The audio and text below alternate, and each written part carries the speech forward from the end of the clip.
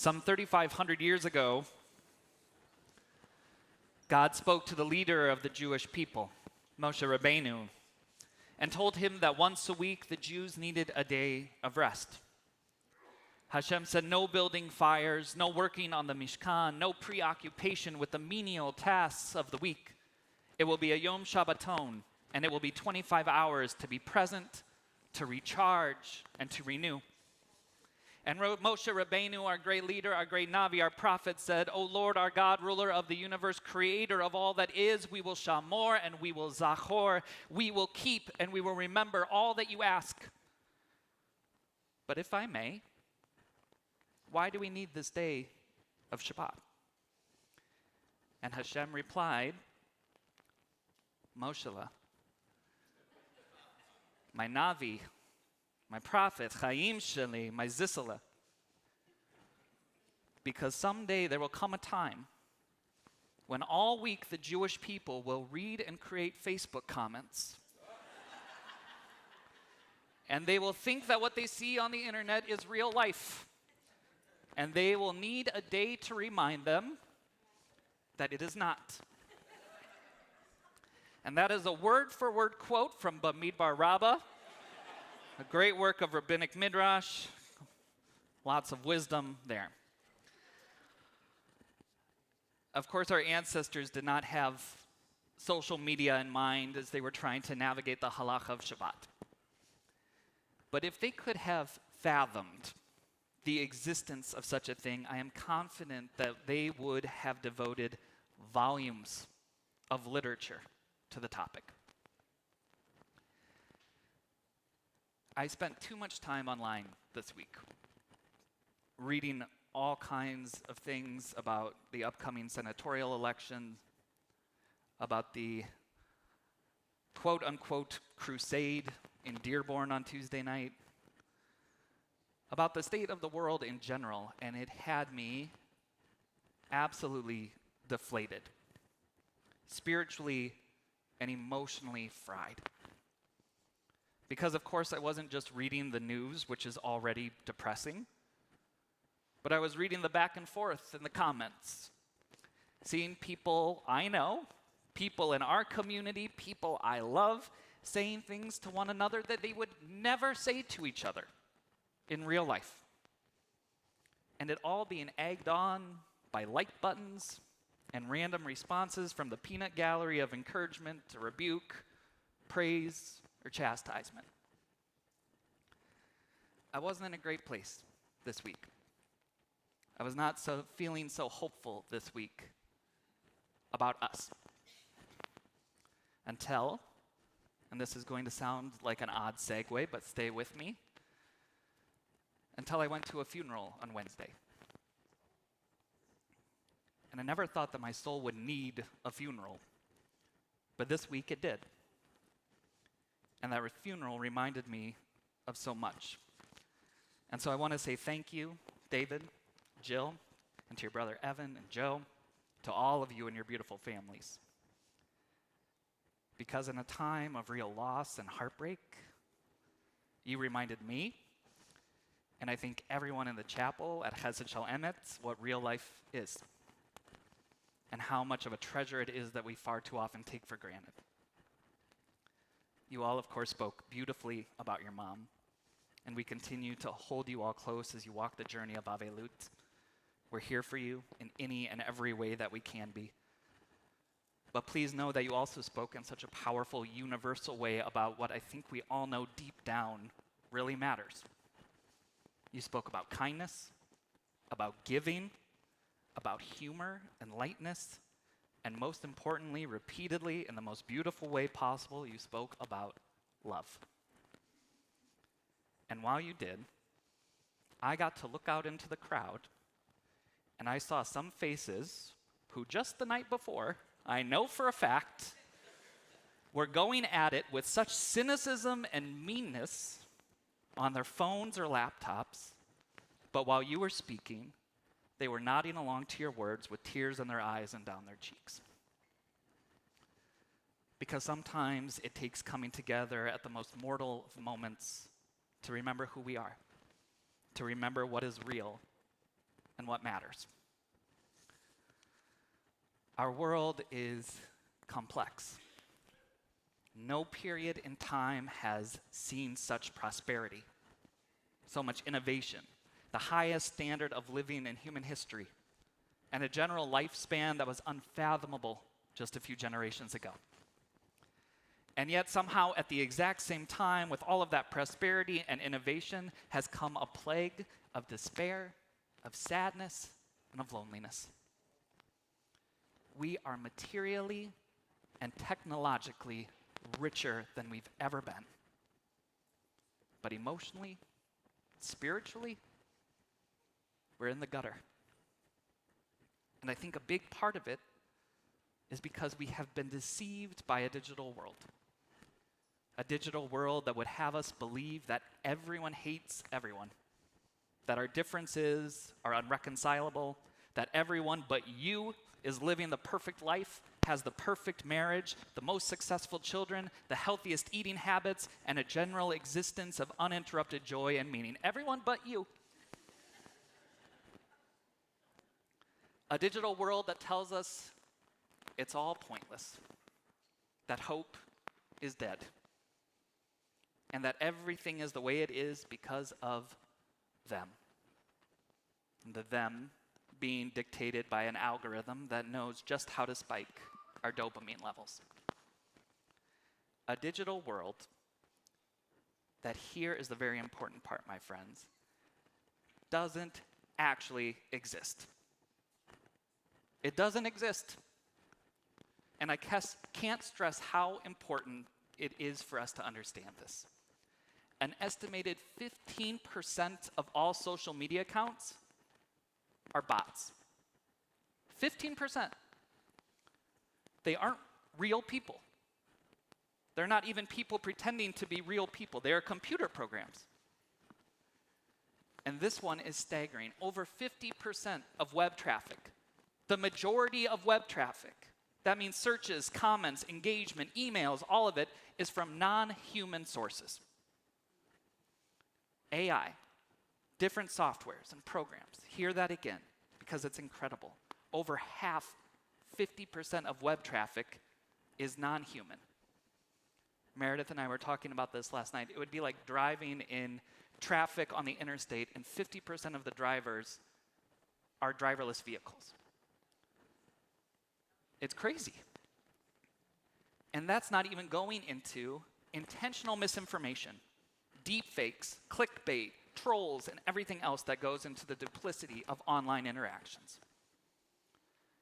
What that means is that even when we're interacting with real people, including with people we know and love and respect, when we're interacting with them online, we're choosing to interact with them in a space that is, at its core, a dishonest, inauthentic world of profitable outrage and manipulation.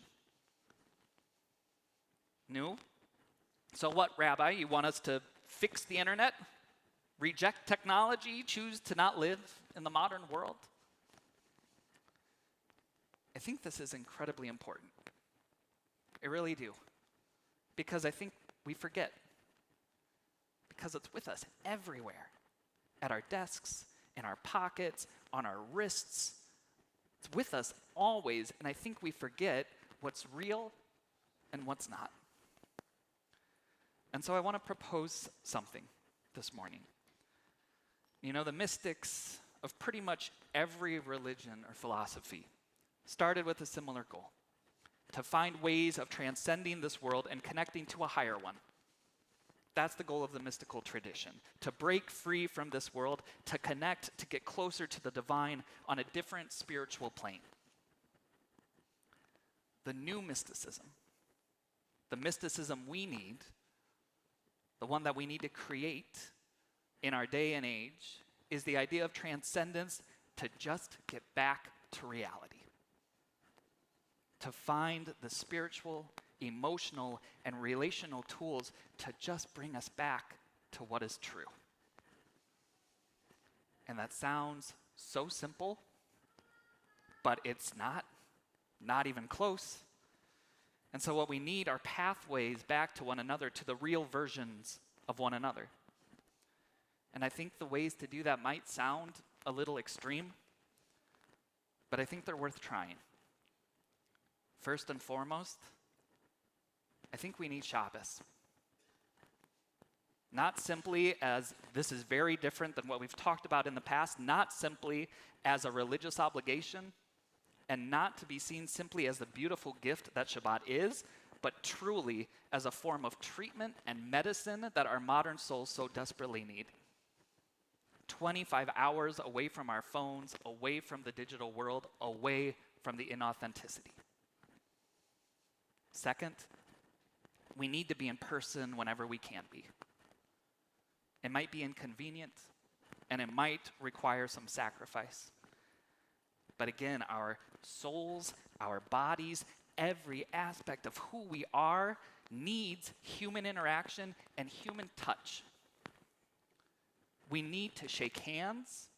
We're Midwesterners. We need to hug one another. Our biology is built for us to be embraced and to embrace. It is how we are built, to hold and to be held. It is a central emotional and psychological need of who we are. And finally, this might be the one where I lose y'all. It might be the one where I lose myself as well. But I think it's time to consider leaving social media. I really, truly believe that all of us would be so much better off if we did. We'd be happier, we'd be more hopeful, and we'd be more rooted to the real world. But if that's a bridge too far, and I understand it can be, let me suggest a few alternatives. 1, turning off comments on posts. 2, not reading the comments on other people's posts. 3, setting a timer for being on social media each day. 4, making the mindful decision to pick up the phone and call rather than engaging through typing.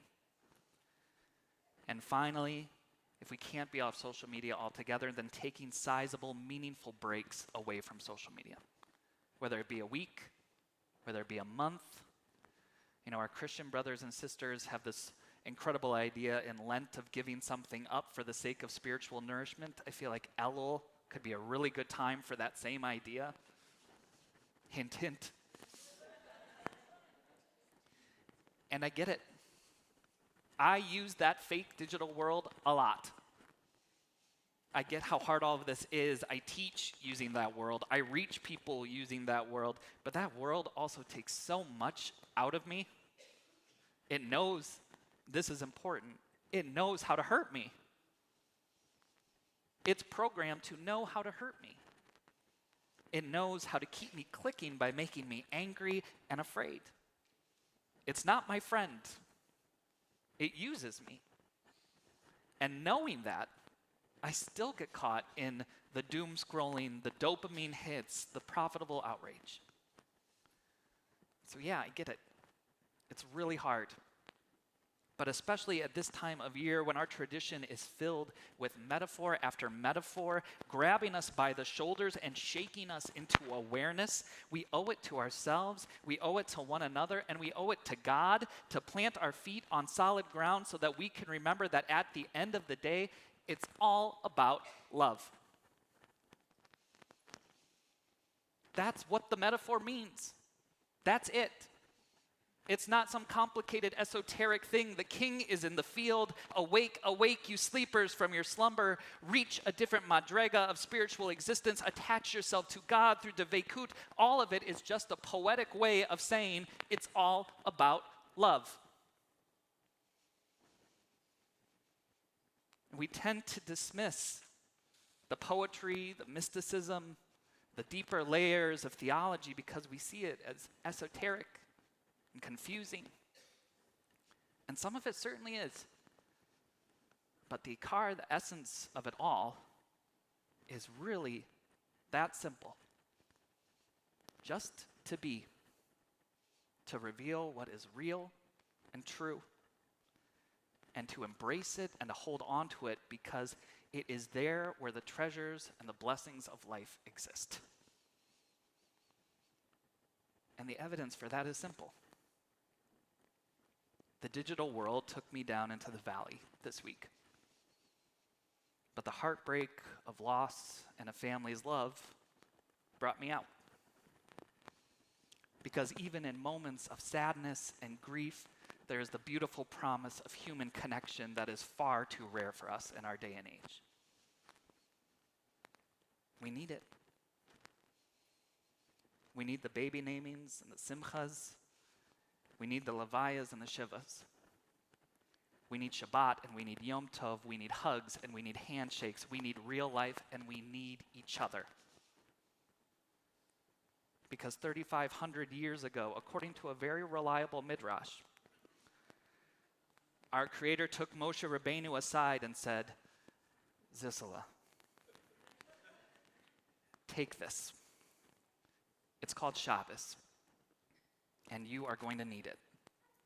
Because the Jewish people are going to go through a lot, and you're going to need to keep a light on so that once a week, at very least once a week, you'll be able to find your way back to one another. You'll be able to find your way home. And Moshe Rabbeinu said, but why? What's waiting for us at home? To which the Holy One responded, just this. Just to be. Just to see what is here and what is now. And to see that that is love. Shabbat Shalom.